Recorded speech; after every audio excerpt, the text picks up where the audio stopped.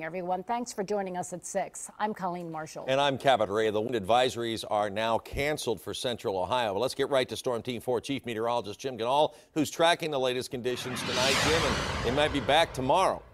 Yes, in the afternoon again, we'll have strong gusty winds here in central and also for the northern parts of the state. Right now, highest winds are up to the north because that is closest to the actual storm center. We have a gust of 44 miles an hour in Marion, just 30 in Columbus, 15 at Chillicothe, and 28 at Athens. Most of central Ohio now 20 to the low 30s miles per hour. It has dropped off. Don Scott Airport had 47 mile per hour winds. Here's the storm. It is moving away from the United States, approaching Quebec, Canada, but the circulation around it is keeping it very, very windy, very close to this storm center to the north of the Great Lakes. So we're still going to have 35 mile per hour winds at 10, 30 at 2, and 25 when you wake up tomorrow morning. So remember to search our NBC4i WX weather app. My current location could be in there, home, work, or school for wind and weather. Of course, all the radar and wind speeds are there. Severe wind out of Cleveland, Columbus, and Cincinnati, and if there are any warnings, too.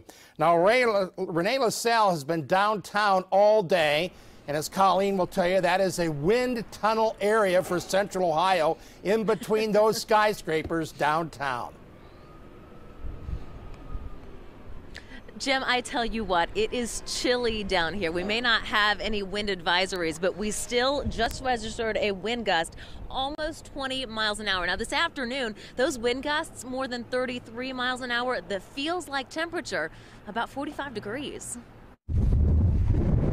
Think your afternoon was windy? Try putting up a 140-foot tent. It is a big sailboat. But Mark Cherubini and the folks from Lasting Impressions Tent Rental had a schedule to keep. So they called the boss for approval and used special high wind techniques to get the tent in place. That's the main thing, it's not to get anybody hurt.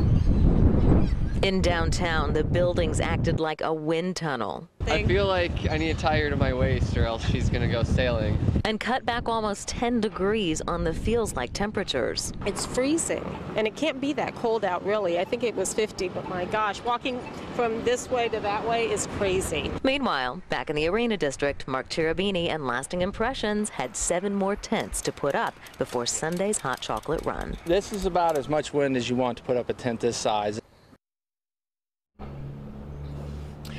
All right, Jim, so check this out. There's officially an NBC4i hat floating around in downtown Columbus thanks to all of this wind. I tell you what, it is chilly out here this evening.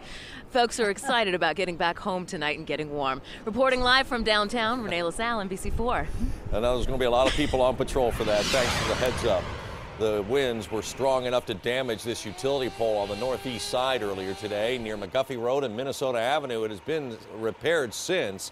The same thing happened in southwest Franklin County. AEP crews were called to South Galloway Road to repair a pole near Old Irish Drive.